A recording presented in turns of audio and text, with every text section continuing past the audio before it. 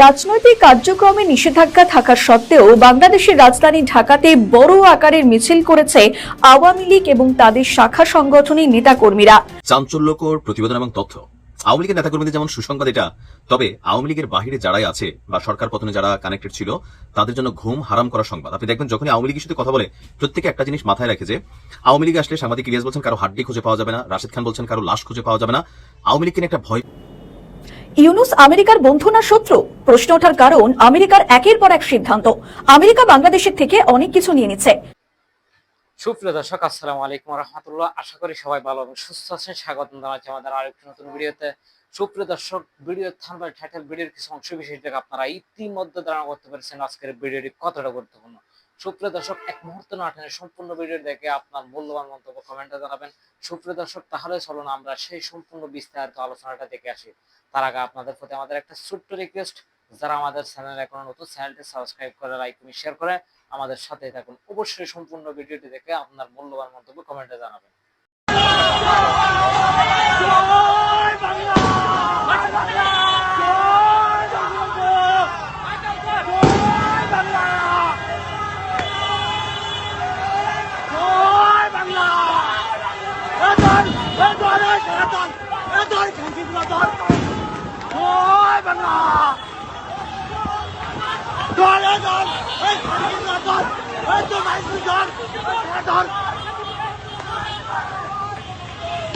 রাজনৈতিক কার্যক্রমে নিষেধাজ্ঞা থাকা সত্ত্বেও বাংলাদেশের রাজধানী ঢাকাতে বড় আকারের মিছিল করেছে আওয়ামী লীগ এবং তাদের শাখা সংগঠনের নেতাকর্মীরা, যা নিয়ে প্রবল মাথাব্যথা মোহাম্মদ ইউনূস এবং তার অন্তর্বর্তীকালীন সরকারের দোসরদের। একদিকে আওয়ামী লীগের মিছিলে দিন দিন যেমন বহর বাড়ছে, তেমনি দিন দিন সাহসও বাড়ছে। গত শনিবার যেমন ঢাকার আগারগাঁও এলাকায় একটি বড় আকারের মিছিল হলো। সোশ্যাল মিডিয়ায় ছড়িয়ে পড়া সেই মিছিলের একাধিক ভিডিওতে দেখা গিয়েছে পাশ দিয়ে চলে যাচ্ছে পুলিশের গাড়ি। তাদের মিছিলটি থামানোর কোনো উদ্যোগই ছিল না। জানা যাচ্ছে, গত শনিবার সকাল 10টার দিকে আগারগাঁও বাংলাদেশ বেতারের সামনে থেকে আওয়ামী লীগ, স্বেচ্ছাসেবক লীগ, ছাত্রলীগ সহ বিভিন্ন সংগঠনের নেতাকর্মীরা মিছিলটি বের করেন। প্রায় 1000-এরও বেশি মানুষ ওই মিছিলে অংশ নিয়েছিলেন। ব্যানার, ফেস্টুন এবং প্লাকার্ড হাতে নিয়ে মিছিলকারীরা যেখানে বিভিন্ন স্লোগান দিতে দিতে এগিয়ে যান। আওয়ামী সমর্থকদের মুখে ছিল জয় বাংলা, জয় বঙ্গবন্ধু, শেখ হাসিনা আসবে, রাজপথ কাঁপবে ইত্যাদি বিভিন্ন স্লোগান। উল্লেখ্য, গত শুক্রবারও জুমার নামাজের পর রাজধানীর বাংলা মোটর, উত্তরা এবং মিরপুরে বড় ধরনের মিছিল বের করেন আওয়ামী লীগ এবং এর অঙ্গ সংগঠনের নেতাকর্মীরা। জানা যাচ্ছে, বাংলা মোটরের জাতীয় নাগরিক পার্টির কার্যালয়ের সামনেই জড়ো হয়ে ইন্টারকন্টিনেন্টাল হোটেলের দিকে মিছিল নিয়ে এগিয়ে যান আওয়ামী লীগ নেতাকর্মী এবং অনুসারীরা। জানা যাচ্ছে, প্রতিটি মিছিল থেকে কয়েকজন আওয়ামী সমর্থককে আটকও করছে, কিন্তু তবুও থামানো যাচ্ছে না আওয়ামী লীগকে। শেখ হাসিনার দলকে দেখে বাংলাদেশের জনগণ আর বিরক্তি প্রকাশ করছেন না, আওয়ামী লীগের কর্মসূচিতে বাধাও দিচ্ছে না। উল্টে দিন দিন আওয়ামী লীগের জনসমর্থন বেড়েই চলেছে।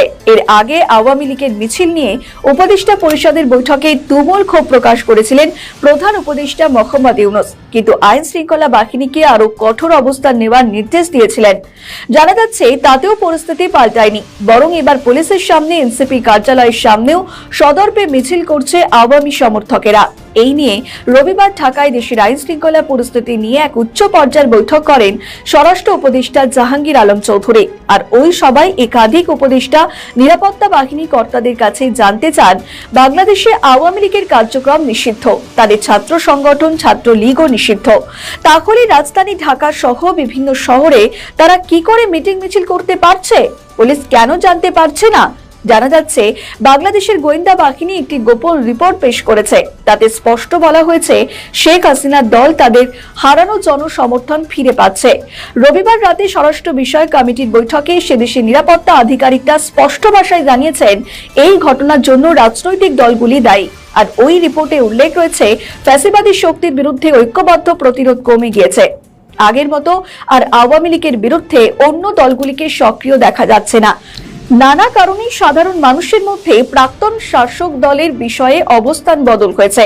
তারা এখন অনেক বেশি আওয়ামী লীগের দিকে ঝুঁকছেন। পাশাপাশি ওই রিপোর্টে এও বলা হয়েছে, পুলিশ গোয়েন্দারা আগের মতো শেখ হাসিনার দলের কর্মসূচি আগাম জানতে পারছে না। জানা যাচ্ছে, স্বরাষ্ট্র উপদেষ্টা জাহাঙ্গীর আলম চৌধুরীও ক্ষিপ্ত হন। আওয়ামী লীগের ধৃত নেতাকর্মীদের অনেকে জামিন পেয়ে যাচ্ছেন। যদিও তিনি দাবি করেছেন আওয়ামী আমলের বিচারকরা জামিন দিয়ে দিচ্ছেন। সব মিলিয়ে আওয়ামী লীগ নিয়ে বাংলাদেশের অন্তর্বর্তীকালীন সরকারের মধ্যে প্রবল আতঙ্কের সৃষ্টি হয়েছে। ইউনূস আমেরিকার বন্ধু না শত্রু? প্রশ্ন ওঠার কারণ আমেরিকার একের পর এক সিদ্ধান্ত।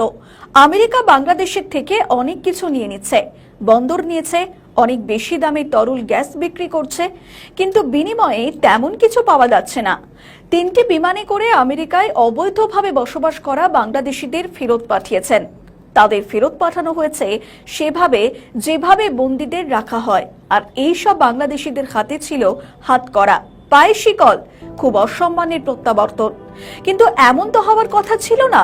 কেন এমন হলো সেটাই প্রশ্ন।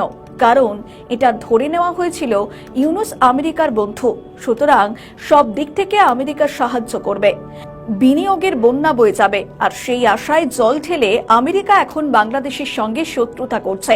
ডক্টর ইউনূস কি আমেরিকার বন্ধু না ভিন্ন? আমেরিকায় বেশ কয়েকবার গিয়েছেন এমন বাংলাদেশিরাও এখন মার্কিন ভিসা পাচ্ছেন না। মার্কিন ভিসা এখন সোনার চেয়েও মহার্ঘ। ইউনূস সেন্টারের কয়েকজন আমেরিকায় যাবেন বলে ভিসার আবেদন করেছেন। তাদের আবেদনের সঙ্গে ইউনূসের একটি চিঠি জুড়ে দেওয়া হয়েছে, আর সেই চিঠিতে ইউনূস আর্জি জানিয়েছেন তাদের যেন ভিসা দিয়ে দেওয়া হয়। ওই চিঠি পেয়ে বেজায় চটেছেন ট্রেসি অ্যান্ড জেকবসন। তিনি ইউনূসকে সরাসরি জানিয়ে দিয়েছেন আমেরিকার নিজস্ব ভিসা নীতি রয়েছে, সুতরাং আমরা কাকে ভিসা দেব আর কাকে দেব না সেই সিদ্ধান্ত একান্তই মার্কিন প্রশাসনের। আমরা আপনার থেকে এই ধরনের চিঠি প্রত্যাশা করি না, এই নিয়ে চিঠি দেওয়ার দরকার ছিল না, আমরা আশাও করিনি। এটাও কম অপমানের নয়, কারণ বাংলাদেশের সরকার তদারকি সরকার হলেও মাথায় যিনি রয়েছেন তিনি সরকার প্রধান। আর চিঠি দিয়েছেন বাংলাদেশের মার্কিন দূতাবাসের চার্জ দ্য অ্যাফেয়ার্স পদাধিকার বলে তিনি সরকার প্রধানের থেকেও উপরে নয়, তিনি পুরো সময় রাষ্ট্রদূত নন, একজন ভারপ্রাপ্ত রাষ্ট্রদূতের ভূমিকা পালন করছেন। মার্কিন দূতাবাসে কাজ করেন বলেই তিনি একটি সরকার প্রধানকে এভাবে অপমান করতে পারেন না। এদিকে বাংলাদেশে প্রচুর মার্কিন সেনা এবং মার্কিন গোয়েন্দা ঘোরাঘুরি করছে। কিছুদিন আগে